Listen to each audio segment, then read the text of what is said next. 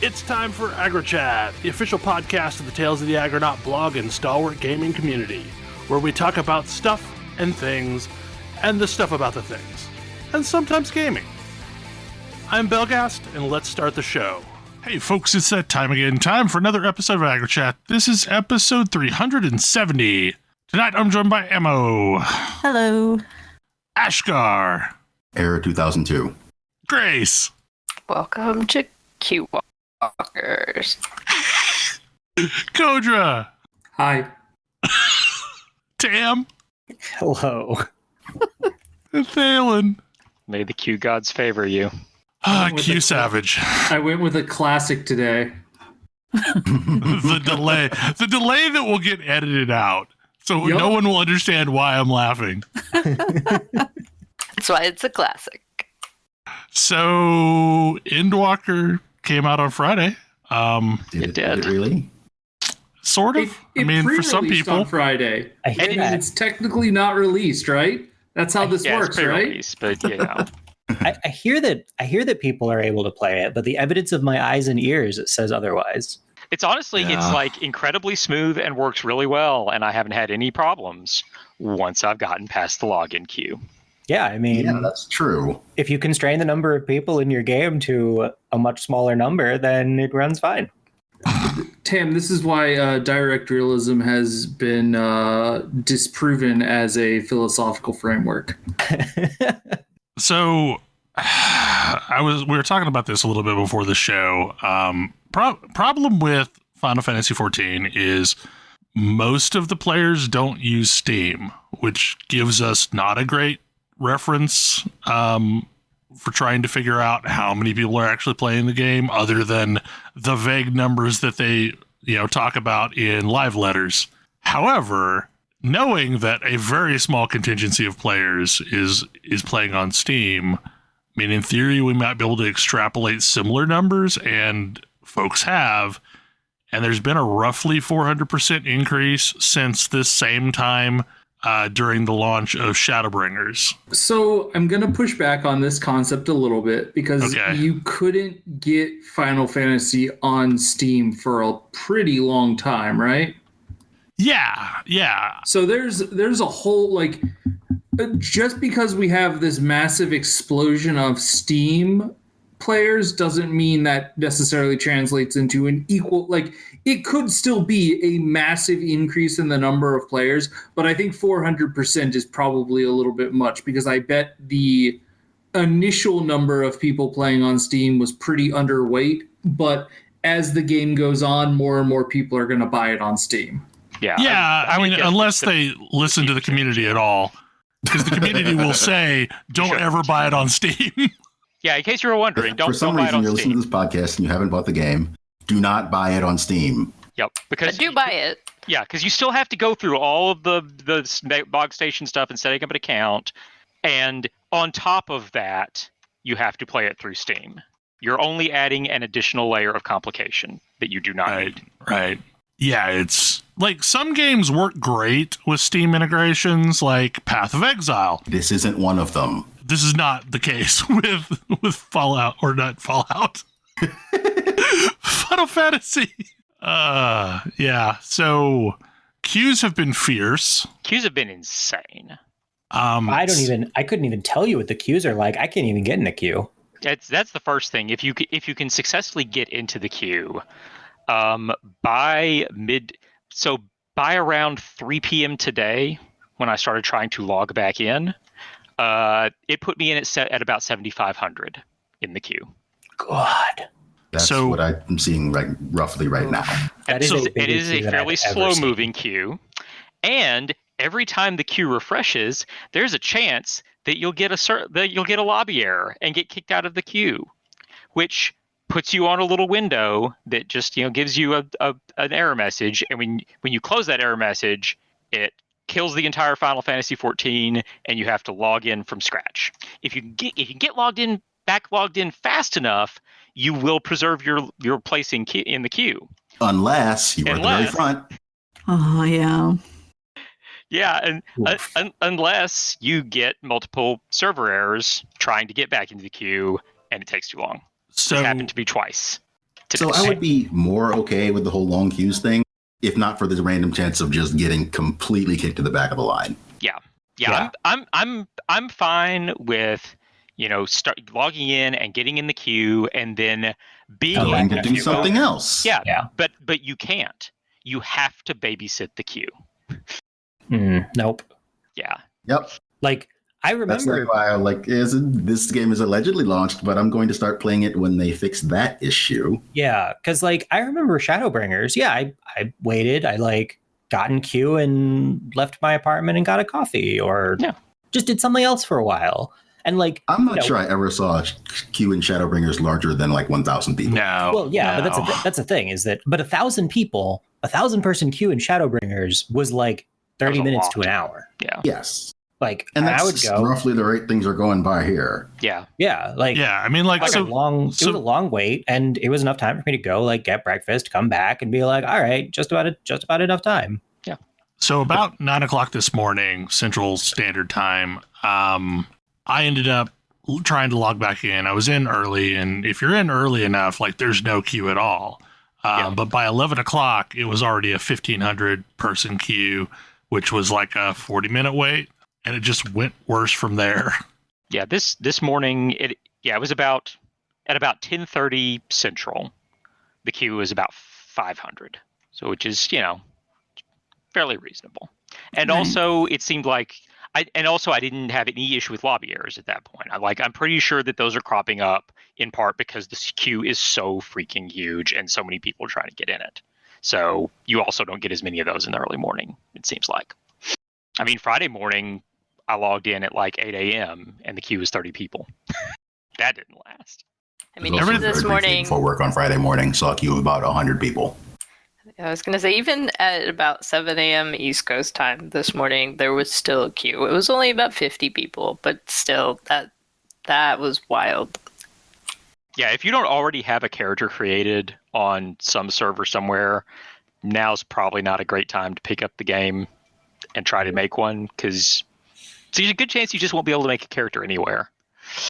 I've not paid attention to that, but I'm pretty certain most of the server farms will be locked at this point. Yeah, because I mean, in general, you are not like you cannot make a character on a server while it has a queue.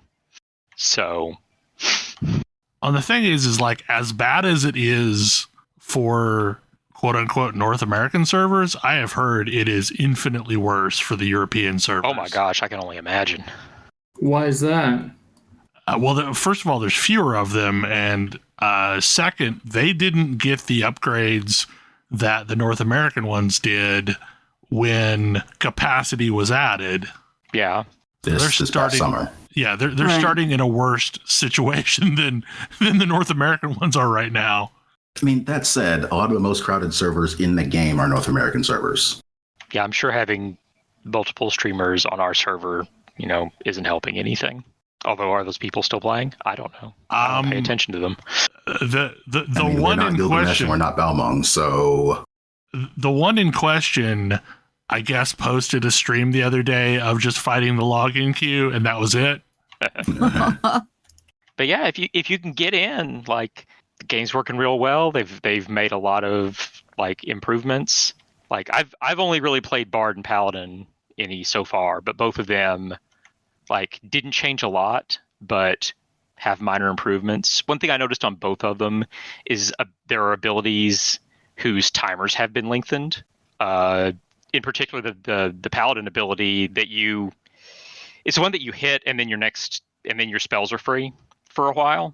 Almost all the abilities that gave you like X amount of time in a certain window to do something now give you X number of charges of something and last a lot longer. Yeah, and that's how that one works. Yeah, no, what it was it makes your spells instant cast. And so it used to work.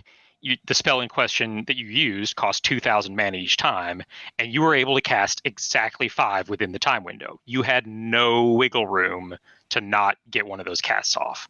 Now it has 5 charges, and the timer's like twice as long. And also the spell's only 30 seconds now or something like that. Yeah, so like I literally was able to pop that, cast the first 4 spells, which killed the thing I was attacking, and then run over to and fire off the final charge on a completely different creature.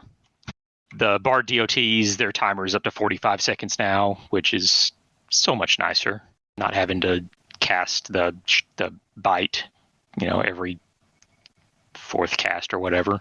Monk stances are a lot longer, and they change perfect balance from that timer thing to that charges thing, which is important because they also added a new ability that chains off of it. Aha. There's lots of good UI changes. The Aetherite UI. So much better. So much better. Gosh. It's great. Yeah, just lots of quality of life stuff. And the story so far Bell's further in than I am because he's made it to level 85. Yeah, well, I'm doing a lot of side quests because the side quests are really good this time. They are really good. I like so far. I like the side quests during Shadowbringers, but these side quests are so much better than they've done before. Yeah. I haven't done I've only done a few of the Aether current ones, but I have not done a lot of those. But I think I'm 83 or 84 or something. Yeah. There's some more branching out in the types of quests and the types of things that they can ask you to do. Yeah. They've added technology to have NPCs follow you around and, go to a specific place with them. Okay. I gotta say though, this is me. Whoever designed the quests where you now have to follow an NPC without the NPC seeing you, I want to punch them in the most sensitive possible way. That was not very fun. I hate that quest, and there's several of them, but I've only run into one so far. But yeah. Stealth mechanics need to be part of the core game. You can't just pigeonhole them in. Yeah. Yeah. The reason why I logged out earlier today and hit my initial queue is because I encountered a duty with forced stealth mechanics. I think I know which one you mean because I did that one today too. And I'm this is awful. Because there's two things I really hate in MMOs. One, when they make me play as a character that's not me. And two, when they pigeonhole stealth mechanics into it. And guess what they did? They did both of the same duty. Yeah. I know nobody else likes them, but I love the quests that are be somebody else for a bit. I like it when they're done well, and I think this game does a pretty good job of them. I hate them. I hate them so much. Hater camp.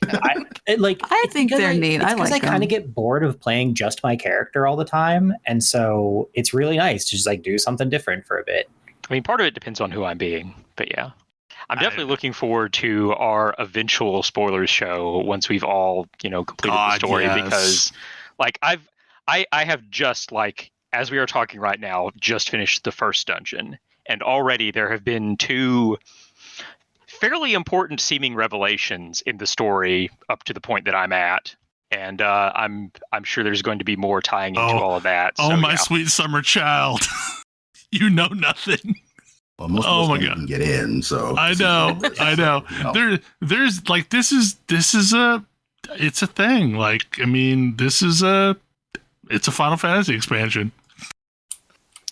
I have no doubt that I'm going to be super into the story as soon as it's possible for me to experience it.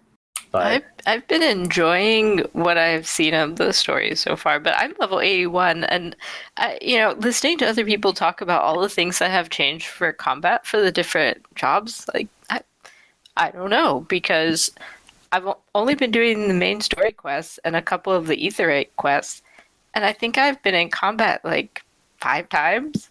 I don't know. I don't know what's changed in my class. Yeah, I haven't had a chance to try it out. That is one issue I kind of do have with the story experience is there's a lot of running around and talking. Yeah. Yeah, the side quests are where you're actually getting into combat, but even then it's not really challenging combat. It's click a thing on the ground, spawn a monster, kill the monster. I have had this problem for a while with FF14, but it does feel like the only time they know how to make the combat interesting is when you're in a dungeon. Well, it's because every class in the game is designed to be functional in a group, and the not having group functionality is really a minor secondary thought. Like, no class is terribly sensible or functional as a solo character, because they're all it's like soloing with a D&D character. You mostly can't. I mean, I guess you can if you break the system, but like, they're not designed for that at all. Yeah, so combat outside of dungeons, they keep it relatively simple. I have to say, like, some of the tech that they added in is really cool. And I think, Thalen mentioned this a little bit, but the follow mechanics where, like, somebody follows you around. It's really cool. It's the only thing is it's kind of buggy, and you can turn your characters into balloons. That float up into the sky. I have not experienced this. Okay. I have. It's hilarious. Yeah, it's super fun. Especially when it's a really large character model. They're just flying around up there. Yeah. Okay. Yeah, so a certain, Crystal Tower person was floating way the hell over the zone. They're just so happy to be with you. They are ascending. Ascending. That sounds about right.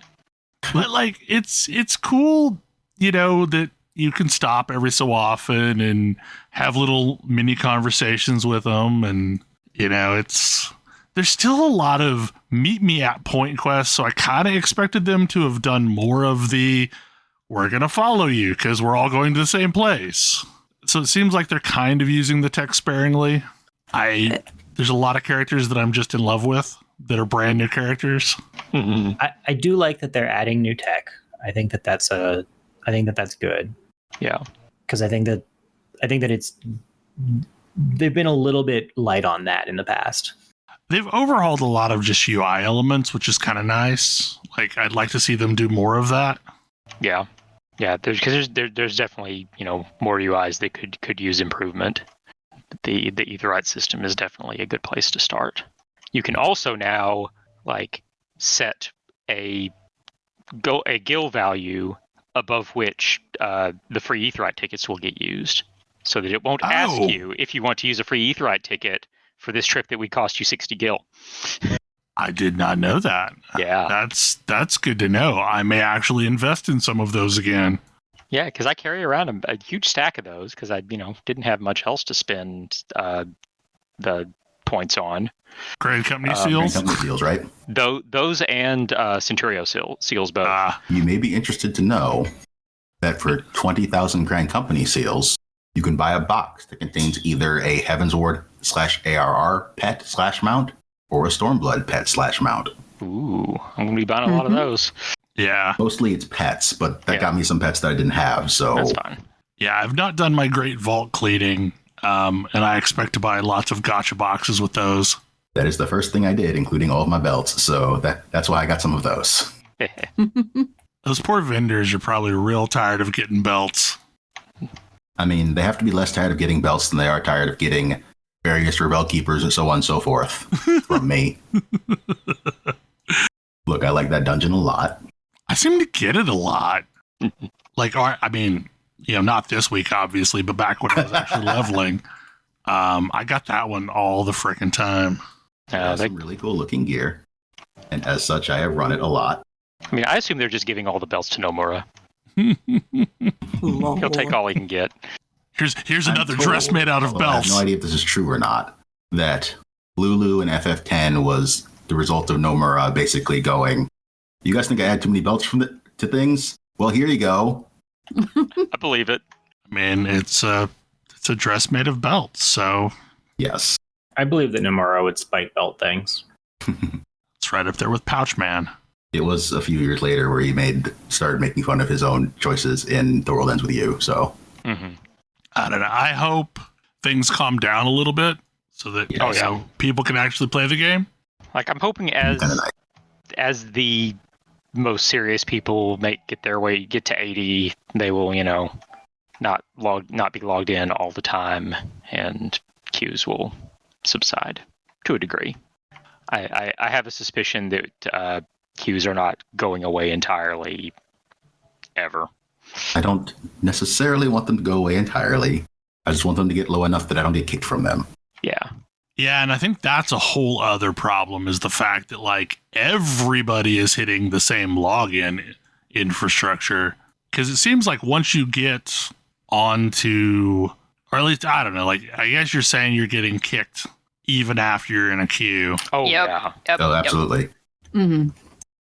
I have, knock on particle board, not experienced that one yet. Really. Really. But I'm also getting on early enough, so... It's a bad feeling. I know, like, some people just haven't experienced this at all, and apparently Bell is one of them. But at first I figured it was just from different data centers. But apparently it's not that. No, because like in the 40 minutes that I was waiting in the queue earlier today, it didn't happen. Like it would do this thing every so often where the queue would blink and then it would come back with a different number. Yeah. I mean, that's normal operation. Right. Yeah, that's normal. And Yeah, I'm wondering if that's when it's disconnecting is when that process is that happening. is It exactly is. when it's disconnecting. Yes. Sometimes it does that refresh and you get a lobby error.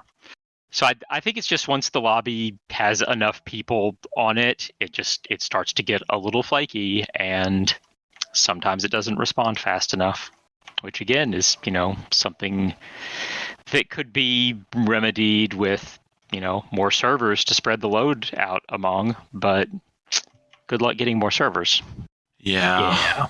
Well, and part of it too is like at least I have some faith that Square's trying real hard to fix this problem.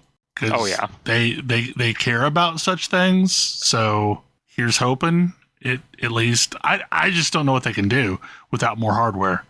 Yeah. I mean, my guess would be lower the AFK tick or kick to a much lower number. Ugh. Which is it's already not real long. It's like 15 minutes. Isn't it already real tiny? Yeah. I mean, I really don't want to not be able to go to the bathroom while I'm playing. That Right. sounds Yeah. terrible. And I mean, they've already a lot of the tricks that used to work for preventing the AFK from catching you, they don't work anymore.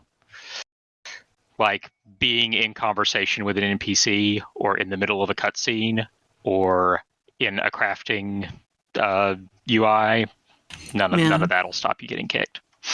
I'm sure people are macroing to not get AFK'd. We've got one person in the free company that apparently just has flaky power. Oh. And they've gotten punted so many times. And like the last time they fought through like a 3-hour queue and then got back in and then the power blinked again.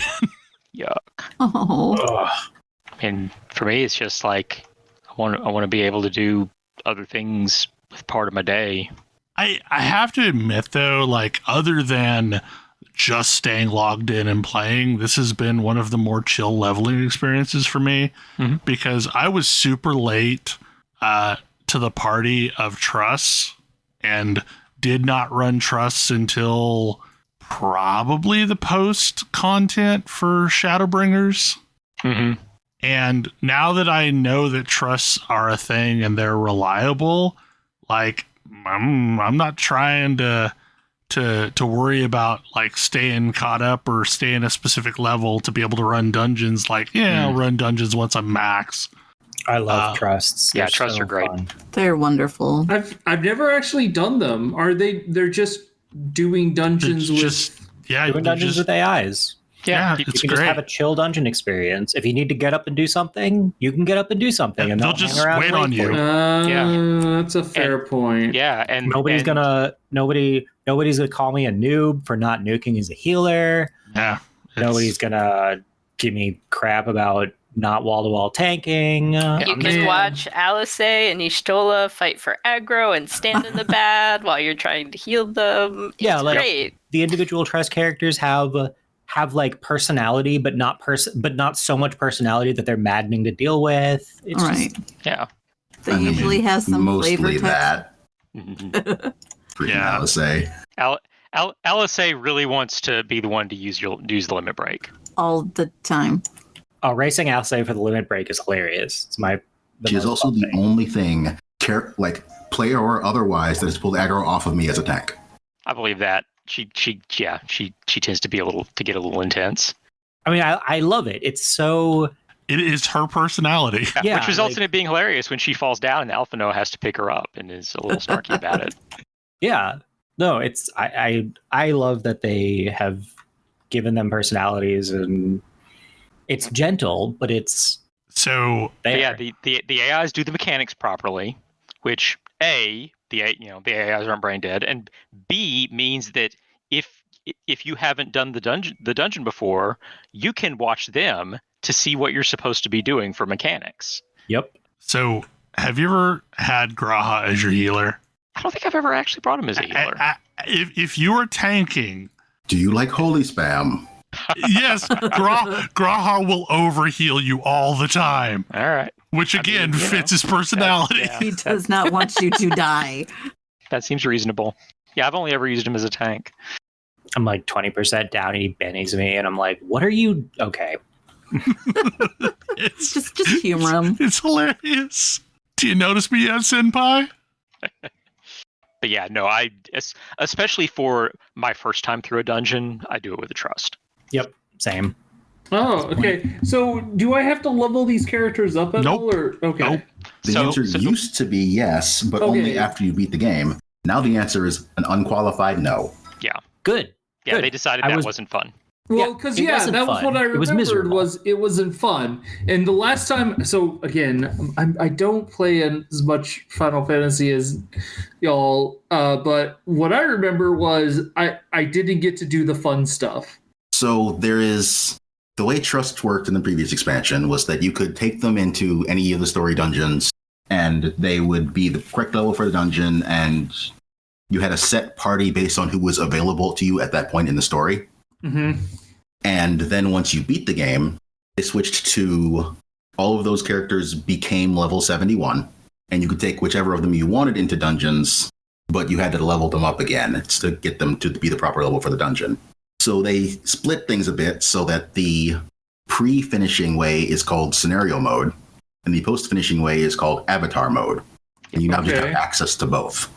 So you don't actually need to care about leveling your trusts if you want to run dungeons with your trust. Got it. Cool. Good. I mean, it sounds like there's still a leveling those characters mechanic. Sure, and you can do that if you really want to, but I don't see any good reason to. I was gonna ask what the point of that is now. I mean, the only reason to do it previously was really for an achievement anyway, so. Yeah, and cosmetics. You could switch them all back to their previous clothing. So, Right. maybe, I don't know. So maybe there's that again. You can switch them. Yeah, maybe it adds like their Shadowbringers clothes Maybe. to something I don't you know, can switch them something back like to. I don't know. But yeah, so the only downsides of trusts is you will not go as fast as you would with a full party of real people. Even not necessarily you know. that good, real people. Yeah, because the main thing being that the AI's single target mostly.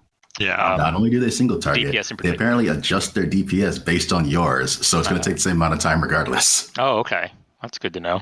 I guess. Yeah, and one of the cool things about the less they do.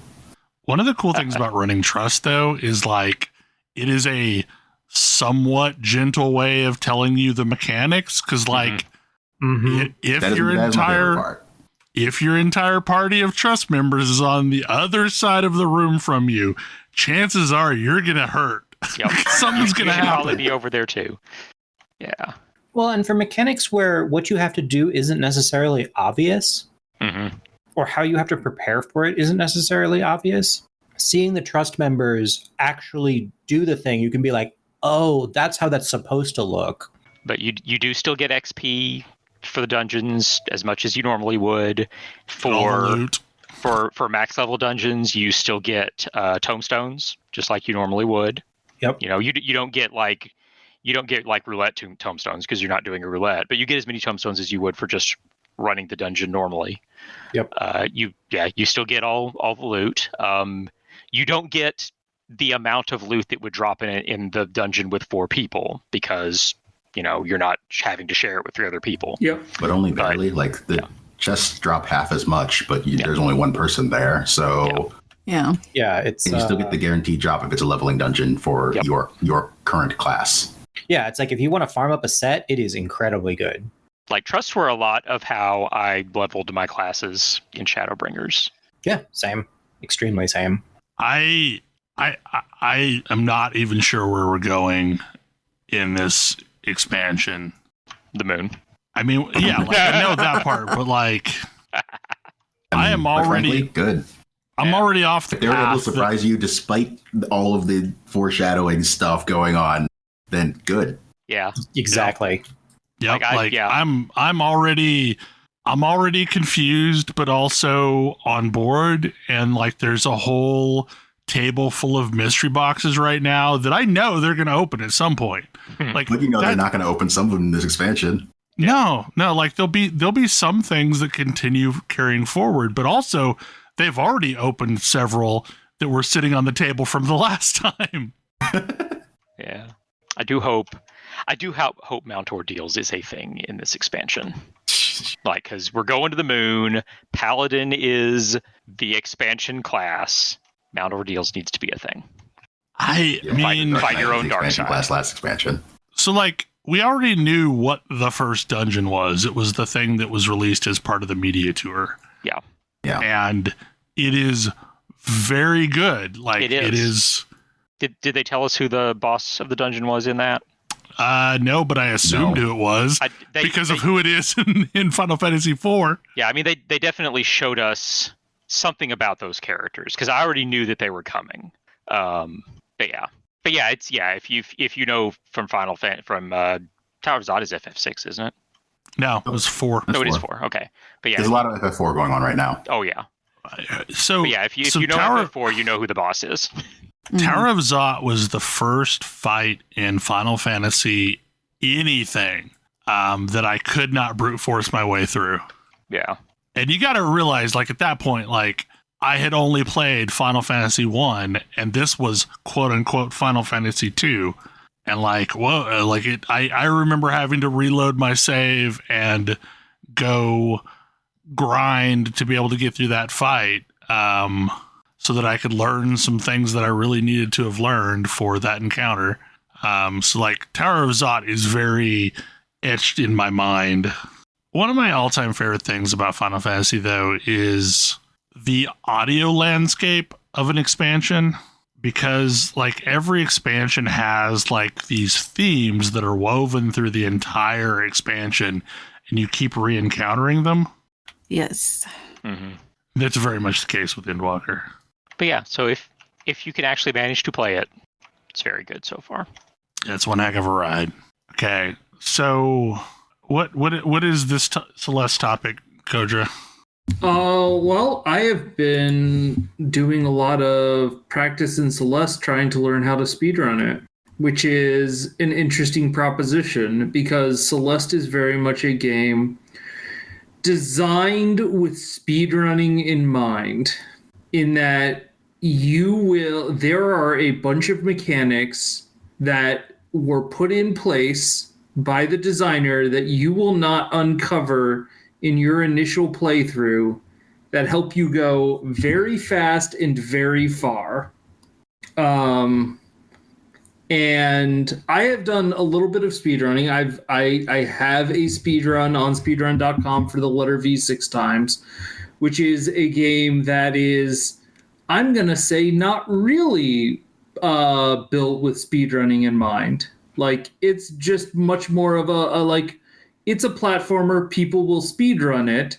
It even has an in-game timer, although it only initially went to a second, and they have since patched it to go to milliseconds, so you can use in-game timers, whereas Celeste has a millisecond clock for everything that you can track. But it's just been, it has been fun. Like, it's been a really, like, a way for me to relax. Like, every day I log in and I make sure that I put in, like, at least one run on a level that I'm trying to do, like, trying to learn, and then go back and work on the levels that I haven't quite gotten up to the level of polish that I want. It's still very early days, very rough levels. My current goals are usually in the realm of, can I do what the fastest person does at half their speed? Like if the current speed record is 26 minutes, so my goal is double that, and I'm gonna have to work to get there. But it's been a fun project. I initially didn't think I was going to really enjoy speedrunning this game as much, but once I sat down with some of the guides and saw some of the routes that they would recommend, it felt like here is a way to do this screen in a much more precise, harder fashion, but it gets you through it faster, and that feels fun to me. So when you stream, are you streaming your speed runs? I am streaming a mix of both. At this point, I'm on Monday nights, 8 Pacific time, streaming usually whatever I'm currently working on for that week. Currently, there are 7 chapters. I'm currently practicing chapter 6, which I'm going to do on this coming Monday. And then the next week, I will probably start working on the summit, which will be chapter 7. And then I'm probably going to start doing at least 1 full game any percent each night. And then the rest of the time I'll spend on Celeste mods. Cool. But modded Celeste is also a thing that is helping me to understand some of the bigger speed tech or advanced tricks. But it really did get me it is interesting to see how much the speedrunning community did influence the development of Celeste.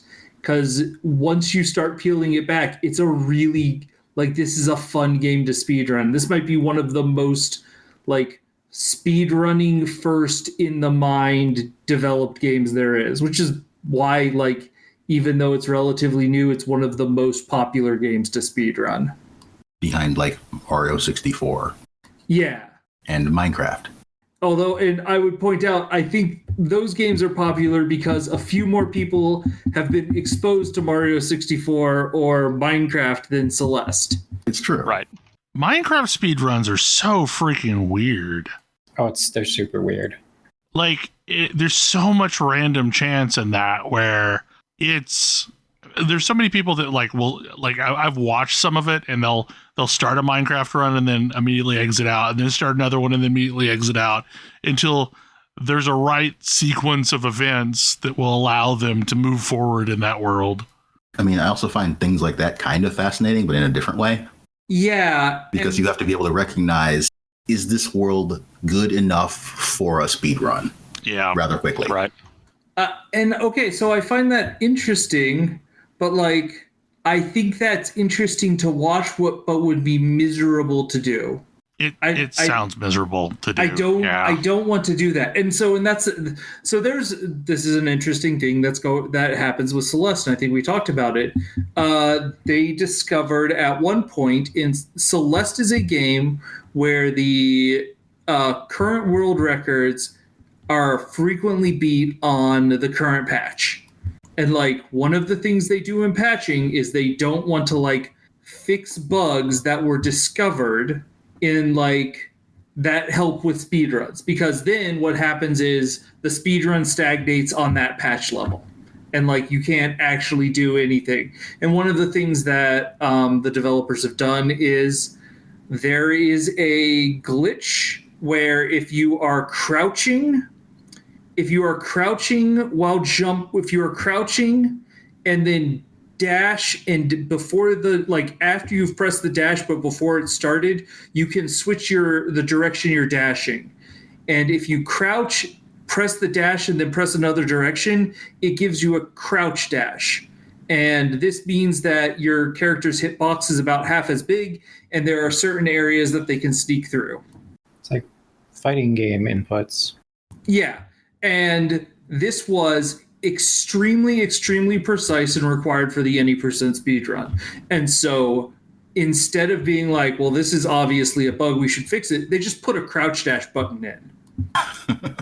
There's just now a button you can map that does crouch dash. Yeah, it kind of ties into the whole the mentality that made me like Celeste to begin with was hey, what if a really difficult platformer, but we wanted everybody to be able to play it. Yep. And like this feels like it's continuing that mentality where, because there are a lot of games where the right way, especially any game where there's other people involved and anything remotely resembling competition of any kind, the right way to play it is actually like there's all of these things that you have to know, and if you don't know, then you're just not even playing the same game. Right. Yep. And making those more accessible means more people can actually experience your game and not just a small number of people who know the tricks. And like, I don't know, I understand that some people really like that there's tricks. I can know the tricks. I feel like I'm a member of an exclusive club where I know the tricks, but like, that's bad for your game. As pointed out by Kodra yesterday, speedrunners frequently like to show you the tricks. Yeah. Mm-hmm. Yeah, I mean, it's a thing that I think is really neat about the speedrunning community that isn't true of a lot of other communities. It is a weird, like, it's very collaborative despite being competitive. Yeah. And I feel like that's a healthy thing for a competitive community, or any community really. Well, I think there's two things going on in speedrunning, which is interesting. Like there's two levels that you have to have down in order to put a good time on the board. You have to know the run and like understand all the mechanics of a specific run. If there's, resets or glitches or things that they're going on, you need to understand mechanically how to do the thing. And then there's executing that thing, which is a whole other level of skill. And it seems like what I've seen of the speedrunners, like everybody wants to share the mechanics so that everybody's on the same playing field, but then actually the execution is the differentiator. Like, can you shave seconds off here or there to put up a better time? It is interesting because like even at that level, like usually what it is can you figure out some slightly altered route through this level, through this screen? And even those are like, I'm now on I lurk on the Celeste Discord, but like those are frequently being like posted. Like, here is a slightly alternative to the mainstream view of how to get through this particular screen. And you can see that I managed to do it in like maybe a tenth of a less of a second. But also, this is very much a game that is not solved yet, in that we're not looking for a frame. We're not looking for like a trying to save a single frame rule like they are in Mario, the original Mario Brothers. Like, I'm pretty sure there are still unintended deaths in the world record any percent of Celeste. Yeah, whereas something like Mario, people have been speedrunning for so long that like the new things to find out are so limited that they might as well not exist. It is people grinding and grinding and grinding, right? Yeah, it's I'm very excited about this prospect. I am enjoying. I feel like this game, the learning the speed tricks makes it feel like I'm getting to play this game all over again. And like when I actually pull off the fast strategies, it feels like a new achievement of a given screen. So this one's been on our list for a while. Homebrewing, or when designers get it wrong. Oh man, I have no idea what prompted this one, because like it's from. If this has been on the list for a ago. while, is this about the Spellblade thing? it's honestly Could be about a lot of things in Pathfinder 2. It's fair. about a lot of things. Like, But this is not limited to Pathfinder 2. It's true. it's really not. No, it's it's not not. limited to very many things. Like, I think that it's interesting because you'll hear me kind of come down sometimes on armchair designers where like, oh, just add multiplayer. Like, okay. eye roll, I'm done. Like, this isn't even an interesting discussion. But like, every so often you run into a game where I can see, where you can see what the design was intended to be, and it either just doesn't get there or doesn't accomplish what it purports to, or like just doesn't work as well as it seems to think it does. And like, it's common in like tabletop games. And the thing that got me thinking about it initially was Pathfinder 2 and Firearms. Oh. But also just like, hey, these things should fit together. They don't, and maybe we can do something about it. It's like the mod community mindset. I mean, going all the way back to WoW and mods before it, but like WoW is a really good example of like the WoW base UI wasn't good. It's still garbage.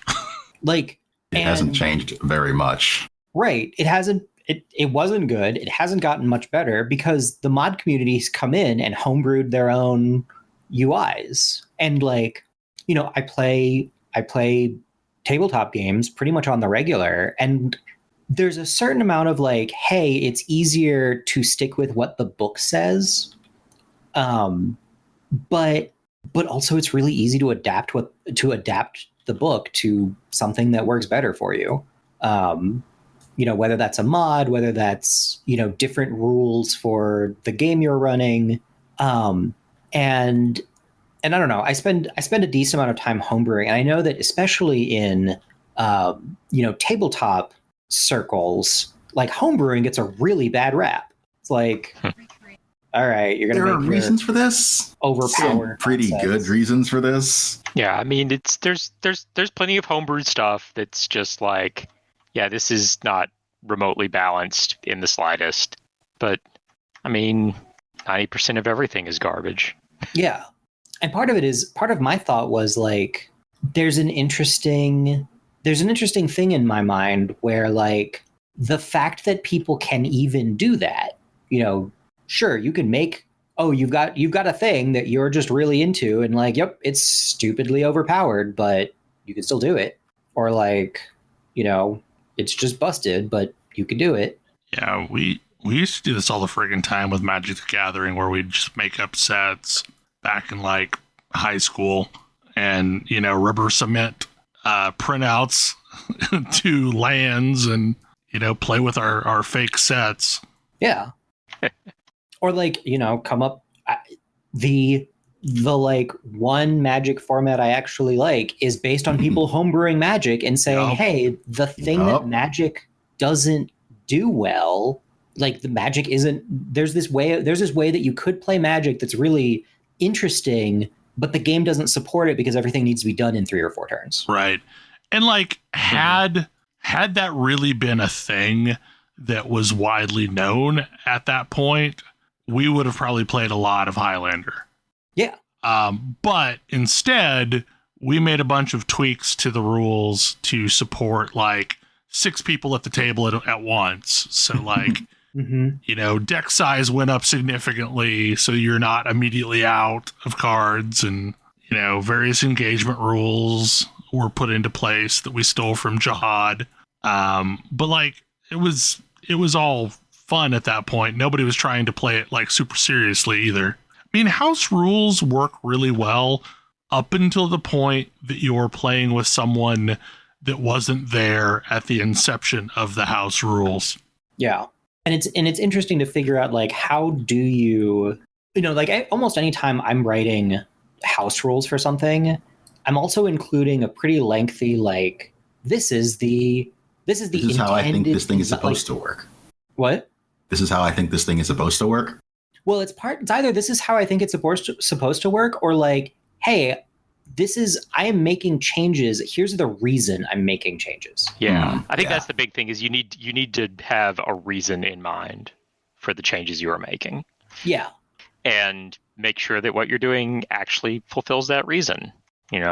Otherwise you end up with, Monopoly games that take 3 days to finish. Yeah. I mean, one of the things that I think is really interesting in Pathfinder is the rule books at this point pretty explicitly comment, hey, here's a whole bunch of optional rules that you could include. Yep. Consider doing so. And there are a lot of players who are like, these optional rules are better than the core rules. We should just assume they're always in play because they're good. And I think a lot of, house rules like that start because someone doesn't enjoy something.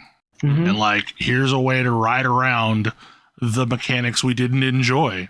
And again, like, it's very key that like everyone is bought into the notion of doing that thing in your gaming group. And it kind of breaks down once you get outside of your gaming group. But it's almost like there's a negotiation that happens that if you move on to a different group, then those house rules essentially need to be renegotiated. Yeah. And I think that the thing that's really easy to forget is that every game is a negotiation. Like, yeah. Well, especially with tabletop, like there's always elements that are decided upon by the dungeon master, storyteller, what have you, and the players. Like, yeah, where is this set? What kind of game is this? Yeah. Like what feel are we going for? If I'm putting a minis list together to play against a friend, how absolutely brutal am I making this list? Versus, and that's tempered against like, how brutal is it possible to make a list versus what is the capacity for this other person to respond to the list to begin with? And like, those are all different questions with different approaches. Yeah. And there's a couple of different types of homebrews going on, I think, that are also like, okay, is the problem that what we are doing mechanically doesn't really work? That probably we need to figure out what that's going to mean. And then also, is this just like, this is a thing I want to do with especially in tabletop, this is a thing I want to do, but it doesn't exist in this game. Yeah. Or here's an idea that I think is cool, but doesn't actually work by the rules. But when people look at it, they're like, yeah, you should be able to do that. Why not? Yeah, there's definitely this moment where I was like, we were discussing this, especially around guns, and I'm playing an inventor, and I'm like, I kind of want my inventor to use a gun. Because that they're an inventor. That's what inventors should use, is guns.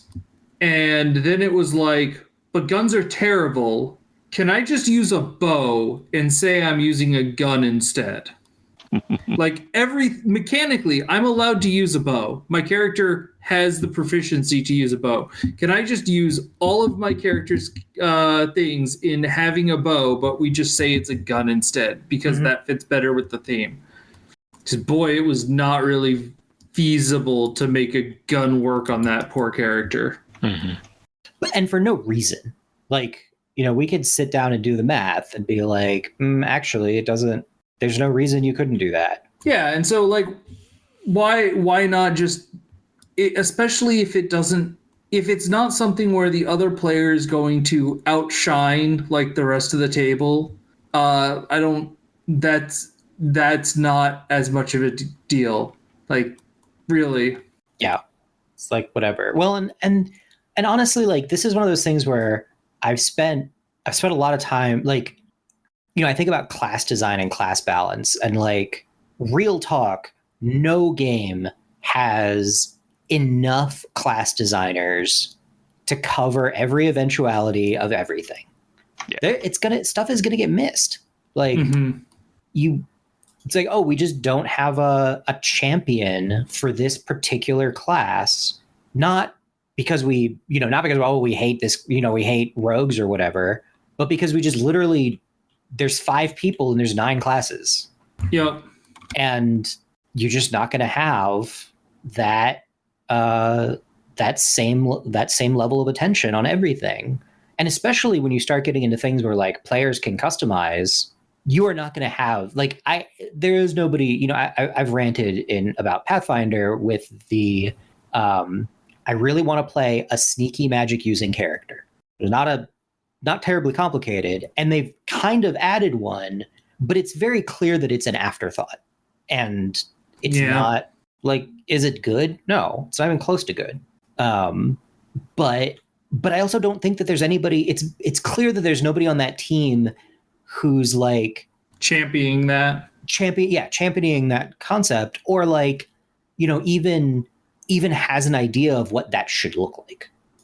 And I think that that's where, good homebrewing can close some gaps, because like, there's a lot more players than there are developers. People come up with stuff that the developers didn't even think they needed. I mean, we were just talking about Celeste earlier, where it's like, oh, there's a whole button now to do the thing that didn't exist before, or that did exist but was not accessible. Yeah. Or like not an obvious thing.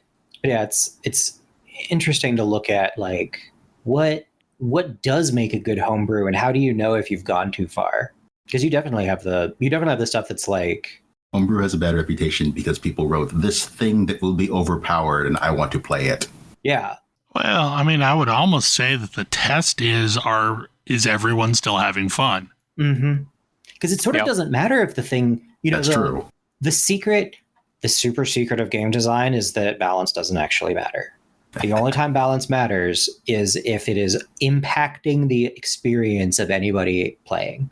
I mean, if people are still having fun doing the thing, then by all means, keep doing the thing if you're enjoying it. Yep. Just do the thing. Because like otherwise you end up gatekeeping someone else's joy. You should never gatekeep somebody else's joy. No. Just don't do it. I mean, I think a lot of people lose sight of the fact that, like, especially if they're hyper competitive folks, that like at the end of the day, like just as long as everybody's having fun, I think we're good. Mm-hmm. Like that's the litmus test. Yeah. But also you need to make sure that everyone really is having fun, that they're not just saying they're having fun, but then still having a miserable time. Yeah. I mean, and sometimes you run into situations where, two people's idea of fun is incompatible. And, that's unfortunate, but it does happen. I'm only having fun if my character never experiences any form of hardship. I mean, I'm only having fun if I'm mercilessly beating every other player I see. Is a common one. I'm only having fun if I'm winning. Yeah. There are times where the thing that players enjoy is diametrically opposed to the things that other players enjoy. Yeah. And then the question is this game appropriate for everyone? Or is there some way to, change things up? I mean, sometimes there is a compromise that's halfway between, but not always. Okay, a wild topic has appeared on the list. What is Fuga Melodies of Steel? I'm surprised that moved up. I thought it was lower than that. I looked over and it was in the next slot, so... All right. Fuga Melodies of Steel is the third asterisk game in the, what is the actual name? Little Tail Bronx series. A series that started on the PS1 with Tail Concerto and continued on the DS with Soul Robo. It is...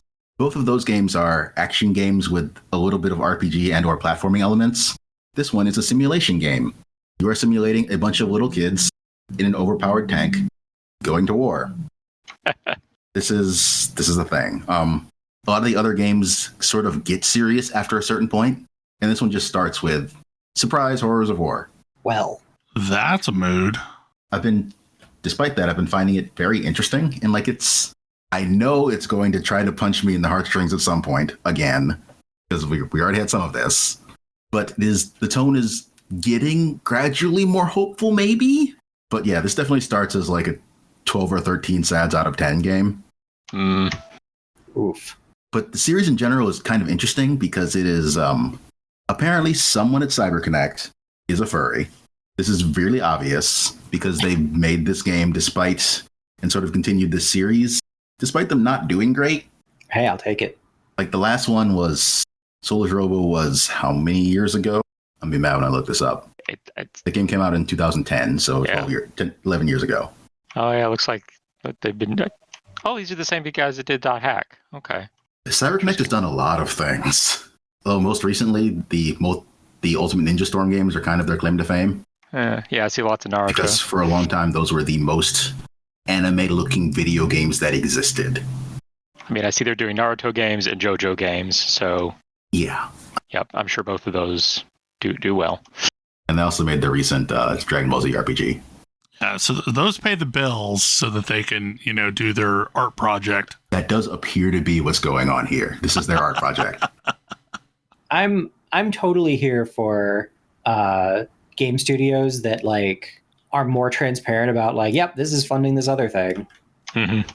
I'm cool with that. Everybody's got their like crazy side thing that they want to do. I want to see them get made. Yeah, they're gonna be successful. No, who cares? As long as you can fund it. Well, and every so often, one of those things does end up, super successful. Mm-hmm. Yeah, I mean, if it can work for movies, it can work for games. Because that's notorious for movies. Super successful is Demon Souls. Yeah, I was gonna say a bunch of people on the Among Us team are like, "Oh, what happened?" The rise of Among Us is still such a weird sequence of events. And it was like a year after it came out. Yep. Some things have like really long tails like that. Mm-hmm. Like we talked about it the other night. But all of a sudden, Cyberpunk 2077 is having this renaissance. Yeah, it does seem like people are coming back around and trying it again. And being like, okay, now that the initial bugs are fixed, this is cool. Yeah, it's like now that the initial bugs are fixed and you don't have marketing, making asses of themselves and so on and so forth. Like maybe also loop back around and play Mass Effect Andromeda. Just saying. Yeah, right. Yeah, like there's good stuff there. Kind of like how New Vegas was the buggiest thing ever when it came out. Oh god, yeah. I loved the game, but it was a series of bugs knitted together by story. Isn't it still kind of buggy? I mean, they patched the massive ones. Like there's a bunch of unofficial patches that will get it pretty close to unbuggy, but like there's still chunks of missing terrain and such. Yeah, I mean there are things here and there, but like the things like the game will crash when you enter one section of New Vegas. I don't remember it was if you did or if you did. I think it was if you did not have a particular hat. And at the point where this starts happening, you can't get that hat. So, I mean, once again, proving that fashion is the most important part of video games. It is. It really is. I mean, I'm running around in Cyberpunk 2077 with the pink bunny hat, and it's amazing. There you go. Yeah, I finally picked up Cyberpunk because the Steam autumn sale is happening, so everything is on sale. So, and at some point, when I'm not playing Final Fantasy 14 or Outriders, yeah, I did finally finish Outriders, and I'm glad things get ever so marginally more hopeful at the very end. But that is marginal. Boy, that's a crap sack world. That is a marginal better. Yup. I also picked up Guardians of the Galaxy, and I've only gotten to play the first chapter so far, but yeah, man, that game is fantastic. It's so much better than I thought it was going to be. Yeah, well, just like the writing is amazing. The writing and the voice actors good. Are perfect. So, like the gameplay itself is fine. Like it's nothing amazing, but it's it works. But just the banter and it's so good. Yeah, like the dialogue is so good. It's surprisingly heartfelt. Yeah, I ended up picking it up as well. I've just not actually installed it yet. I mean, reasonable. There's a lot going on. Yeah. I mean, it was it was a really good deal in the Steam Autumn sale. I want to say it was like $30, something like that. I think so, yeah. Wow, nice. Yeah, I would pick it up for that. I picked it up for quite a bit more than that. I mean, the negative is that tells me it didn't sell terribly well, but, hopefully it'll have a resurgence. I mean, it had a hard hill to climb, what with Marvel's Avengers. Yeah, Avengers did not. Is that lay the good same groundwork. It is not. It is not. Marvel. Same publisher, but different developer. Okay, but that developer also put in some work on Marvel's Avengers. They assisted Crystal Dynamics. Yeah, they did. Oh. It was I don't remember what part they worked on, but like there's definitely some shared DNA. Yeah. Well, I mean, I mean, what I've heard about Marvel Adventures, though, it sounds like the story mode is the part that is pretty good. Yeah, it is pretty good. And and this is not a you keep playing forever game. Guardians of the Galaxy. It's a game with a story. So Yep. Yeah, I mean, like, okay, I feel like there needs to be clarification there because the story is pretty good. The story mode is not amazing because the combat itself isn't amazing in Avengers. Mm. So, like, the combat is monotonous, but, like, the story that's being told is pretty cute. So it sounds like Guardians of the Galaxy has, reasonable combat, reasonable story. Yeah, no, it's solid. Yeah, I picked both of those up, and then I also picked up Spiritfarer because it just looked so cute and pleasant, and it is. And I need to play more of it. I mean, that also feels like a 12 sats out of 10 game. I mean, it's remarkably cheerful so far. I played a little bit of it because it was on, I think, Xbox Game Pass. Oh, yeah. Spiritfarer looks like it is all of the sads, but also like what I did play of it was weirdly upbeat. Yeah, no, Yeah. I mean, everyone's already dead. It's not like they can die more. Yeah, and they don't seem to be, very broken up about it. Like maybe it gets sad, but so far I have 3 people on my boat, and they're all real happy to be there and real happy to see me, and we're just boating around doing stuff. It's great. I mean, Ghost Bear Island is, theoretically a game about dead people, but is also charming. Like sometimes ghosts are just real happy ghosts. This seems fine. Just have some chill ghosts. So I'm not real sure about diving into this next topic. Yeah, it seems like kind of a long one. And I really had no intent of doing this, but big New World PTR came out, and they're continuing to screw the game up. Ugh. Yay. Yeah, it just really seems like they know how their game is supposed to be played, and they are going to make the players play it that way. So I feel like this is such a consistent theme with early games, and like I don't know why. well, and They have a vision. A vision. My theory, though, is it's more than just a vision. My theory is their monetization is somehow tied to this model that they have in their head.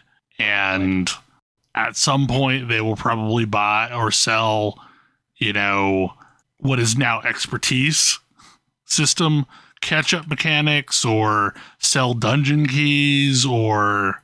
I mean, I still wonder if Animo was intended to be the thing what you can buy for real money, and they just like completely messed up the how quickly you get it. Oh, the Azoth thing? Azoth, that. Yeah. Like, there's a lot of things about the tweaks that they're making that are very much the same kind of things that are in place in every single mobile grindy gacha game. Mm-hmm. And Azoth really feels like it was intended to be the energy mechanic thing. Well, and like, okay, so like every game that I've picked up and played for a couple of weeks that's a gacha game has some sort of dungeon key that you have to either buy, or they give you like a really slim number of those. Yep. And then there's like some kind of gear mechanic that you really have to pay some money to catch up in. And like, I just feel like we're headed down that road with New World that we've had that happen in so many games where the game rolls out without their actual intended monetization, and then after all the reviews are out, or the initial wave of reviews are out, they patch in whatever the monetization that they really wanted to do was. So I do wonder, like, if we're fixing to get catch-up mechanics for cash on the New World shop. Because like the big thing that's happening with this is, so previously, if you didn't want to do the gear grind, you could just do what Elian did and buy gear on the auction house, and get your item level up and be done with it. And that was actually the more sane and rational thing to do. Like I did the dumb thing, like by trying to grind out my gear. Realistically, I should have just spent some money on the auction house and gotten some items and moved on with my life. However, they're changing the Watermark system to be the expertise system, and they're going to give you daily things that you could do to get guaranteed, Watermark increases, which is cool. That's good. That's good. Like, that's kind of like it's kind of like the thing in Destiny where like you can do these few activities every day and you're guaranteed to get a bump. And like Destiny's kind of a dumb system, but like it's better than what they had. But now they are downgrading all your gear to your Watermark level. So like even if you're wearing level 600 gear, it's going to perform like level 500 gear if you spent no time catching your Watermark up, which is horrible. I mean, so I know you're like, yeah, it's like Destiny. That's great. I don't love. Oh no, I didn't say like it's not great. It's not good. Like Destiny's system is not good, but it is better than New World's. It's at least reliable. Yeah, like it doesn't feel great. This one is going to be reliable too now, as long as you do your daily chores. There's a line between better and good. Yeah. We say that a lot, I know. Oh, but wait, there's some real bullshit attached to this one, because do you know what it costs to craft one of these items that you can farm up every day? What's that? 4,000 gold. 4,000 gold. It seems like a lot. Can you make 4,000 gold in a day? I don't know how one does that. I sure as hell can't. Well, no, it's simple. Everyone already has all of the gold because the economy's been broken so many times. It's true. Yeah, so then they need to drain it all out. But what's so stupid about this system is like, okay, so sure, you create this giant gold sink when there's no gold fountains, but also you're also gonna wreck the crafting economy, because people, in order to craft 600 gear score gear, you had to have spent probably 150,000 gold in buying assorted things, because like to craft reliably 600 armor craft gear, you have to have a full set of armor crafting items like pants, boots, helm, because each one of those bumps up the minimum item level of something crafted. And you also have to have 3 trophies in your house that are like the legendary trophies. And all of that combined is enough to juice your score to be able to craft a 600 item every single time. So the people that did that, like, dropped a lot of money to get all of those items to be able to do that reliably. Now they can't sell. Now they can't sell any of the stuff make. Right. Like what's the point of buying anything off the auction house? Okay. How are people going to make money? Like, how are you going to make this 4,000 gold a day that you need to make? Selling rocks to people who need to make dungeon keys? I guess. I don't know. Like, I just don't even have a clue what they're thinking. But thankfully, we've got Endwalker. I was going to say, I spent a lot of time just staring at a Final Fantasy queue today, and that was preferable to bothering to log into New World. Like, it was fine. It was peaceful. The music is nice, and it didn't make me angry. It was fine, except for, when the server booted me out. But, mostly it was fine, and it was still better than logging into New World right now. I was playing New World and then started playing Star Citizen, and that was less frustrating. I really like just chopping down trees and breaking rocks in New World. It felt good. Yeah, that's why I went and started playing Valheim again. Yeah, like that makes sense. That was the part of Valheim I really enjoyed too. Like, all the things that were fun are no longer fun. So I don't know. I wish them luck. I hope at some point they will sort things out. But we're under 100,000 total players at peak. like significantly under 100,000. I don't know. I mean, I don't know what their end game is with this, but clearly they're headed somewhere. I mean, maybe their goal is to be the second game in Amazon Game Studios to unlaunch. Well, and the thing is like for the longest time, I thought this was just sheer panic that they didn't have anything in the pipeline and they were trying to slow players down. But this week they showed off a whole bunch of stuff that they had in the pipeline, a whole new zone that's like Greco-Roman kind of themed. So like apparently they've got stuff in the pipeline, like they've got new dungeons in the pipeline. I don't know why they're screwing with what was working, but you know what? You are probably correct in that they don't have a working monetization strategy, and they're attempting to figure out a way to put one in. I think that's got to be it. Like that is where I have landed now. For the longest time, I thought, oh, they're just desperate to slow players down, and it's like, no, they're trying to make it painful to players so they will buy their way out of this hole. Yeah, maybe they're trying to winnow the players down to the ones who are willing to put up with all of their bullshit before they put the monetization in. I mean, I don't know. Alternately, like the game has been redesigned multiple times at this point. It's true. Like I would be surprised if the business model that they originally wrote is even coherent anymore, given the state of the game. Yeah. And I mean, it's a really hard problem. I mean, one of the first things I saw when I saw New World launch is like, okay, how do they make money? And I suspect the answer is nobody knows, themselves included. So when I think about games that have a similar, like even remotely similar, like structure, my mind immediately goes to Guild Wars 2, which appears to make money via the gem store. Mm-hmm. ESO, kind of similar. Like they have their cash shop, and they also have a rather compelling subscription. Yep. Like if you're going to play that game, it might be worth it to sub even temporarily.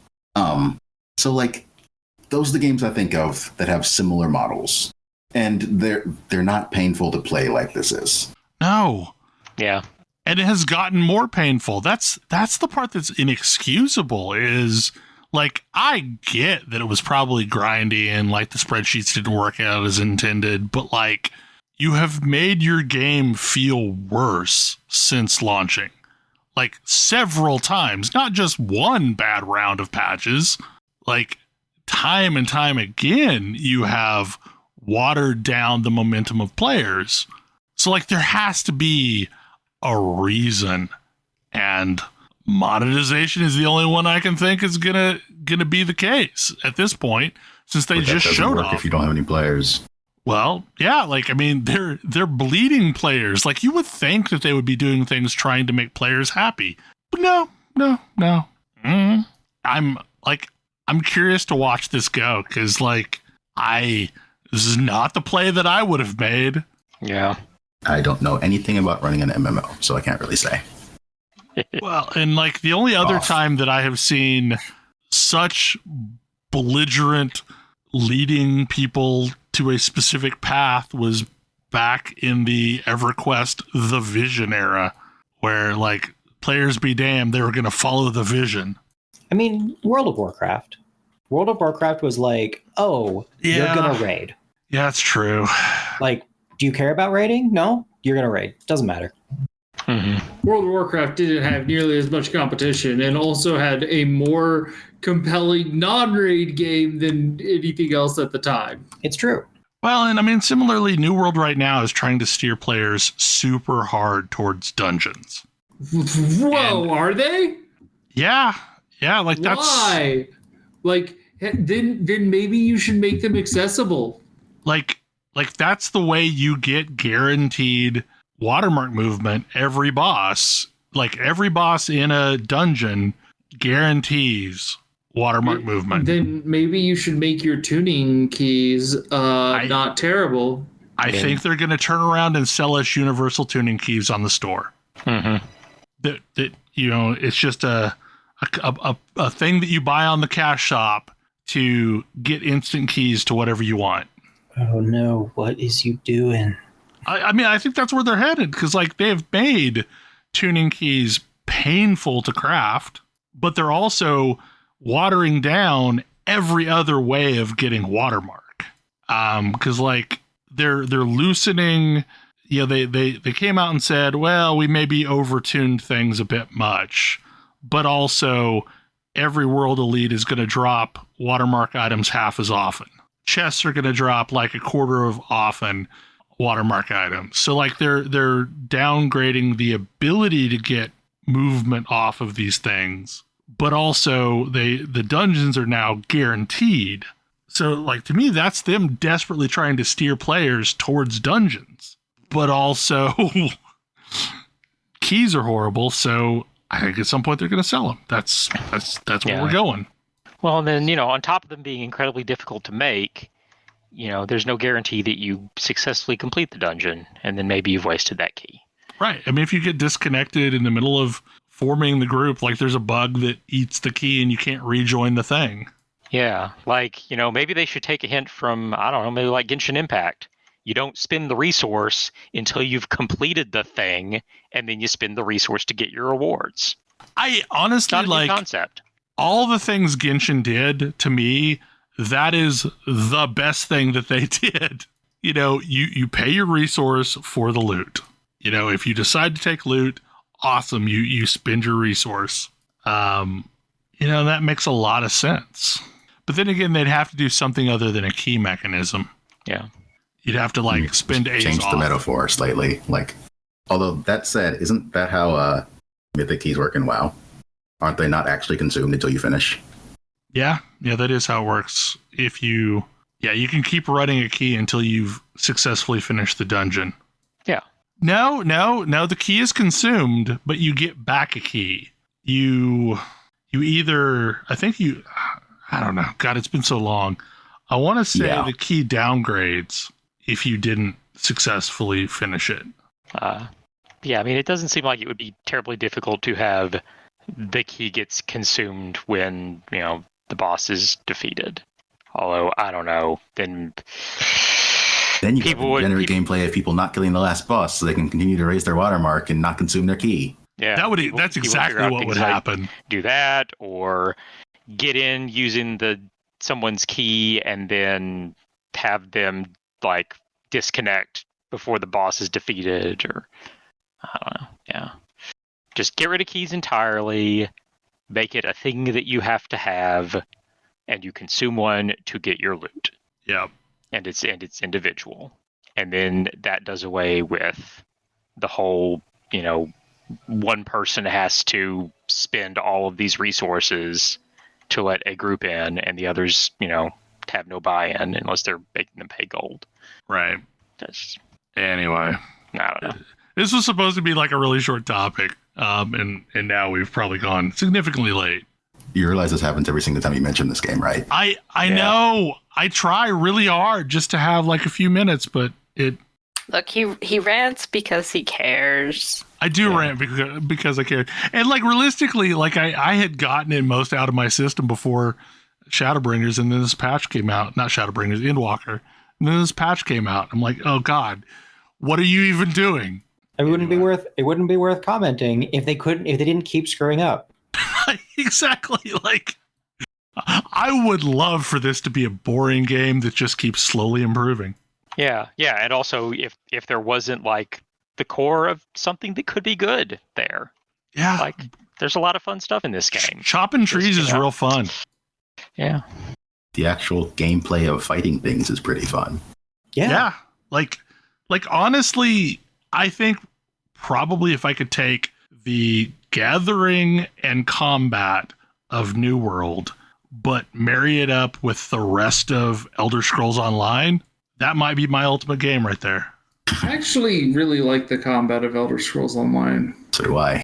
I don't like the gathering of Elder Scrolls Online. That one's easy. Nope. Don't like it. Doesn't feel good. Anyway. Okay. Any final thoughts about anything? Watch Hawkeye. Have been mining volatile rocks for this entire show. Hope your cargo bay doesn't explode. And well, last night, just as a story, last night we had a mining ship with 3 people in it filled the cargo hold with stuff and got within sight of the station with the refinery, but had to jettison our cargo so it didn't explode. Oh man! And I just got a load into the refinery in time, and it is an incredibly satisfying feeling because it had 15 seconds left. No, my favorite story from last night was when we were fighting some bounties, and we were in a ship where our friend was piloting the ship, I was on the turret, and Chris was in Tam was in the spare ship in the back, and we got missile locked on right as Chris was exiting, so he got to see our chaff launch out around his ship right as missiles slammed into him. Instantly killed. I was the decoy. You were the chaff. Anyway. Well, hopefully you enjoyed the show, and we will see you again next week. Good night. Good night. Good night. Good night. Good night. Good night. See ya.